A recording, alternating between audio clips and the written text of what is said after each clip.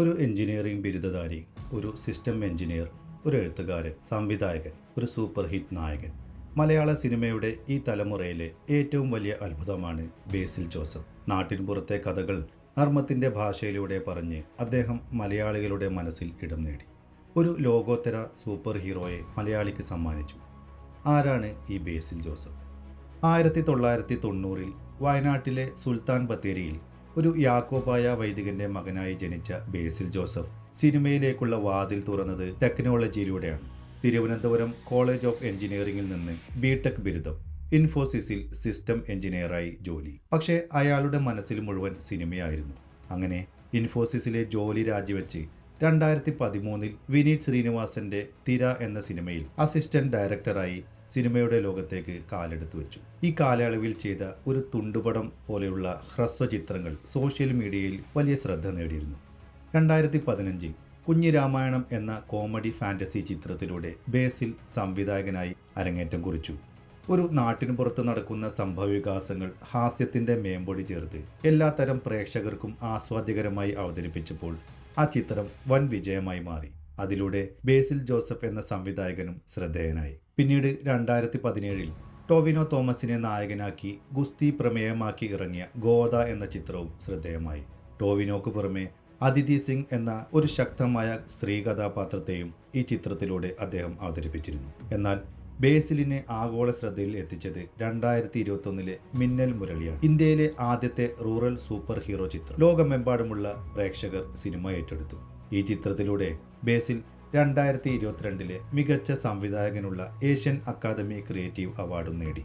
ഇതിലൂടെ മലയാള സിനിമയുടെ സാധ്യതകൾ ലോകത്തിനു മുമ്പിൽ അദ്ദേഹം തുറന്നുകാട്ടി. സംവിധായകനായി തിളങ്ങുമ്പോഴും ബേസിൽ അഭിനയം തുടർന്നു.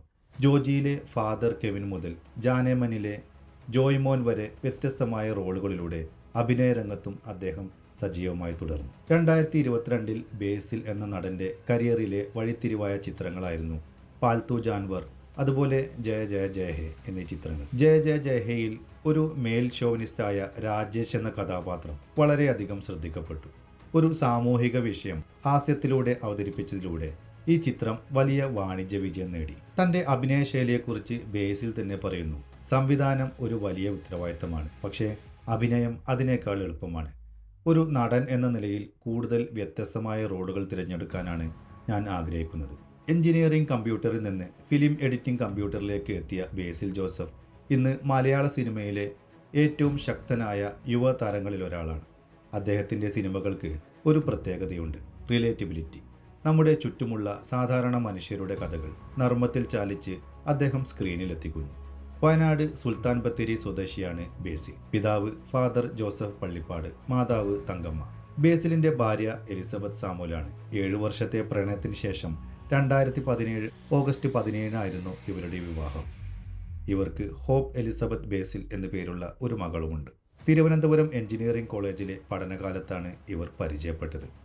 ബേസിൽ ഇന്ന് മലയാള സിനിമയിലെ ഏറെ തിരക്കുള്ള സംവിധായകനും അഭിനേതാവുമാണ്. കുഞ്ഞിരാമായണം പോലെയുള്ള സൂപ്പർ ഹിറ്റ് സിനിമകളും മിന്നൽ മുരളി പോലെയുള്ള സൂപ്പർ ഹീറോ സിനിമകളും അവതരിപ്പിച്ചുകൊണ്ട് മലയാള സിനിമയെ ലോകോത്തര നിലവാരത്തിലേക്ക് എത്തിച്ച അതുല്യ പ്രതിഭ.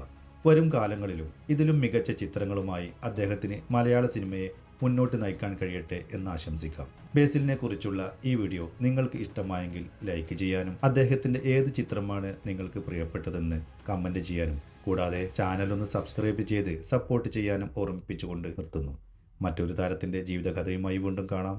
നന്ദി, നമസ്കാരം.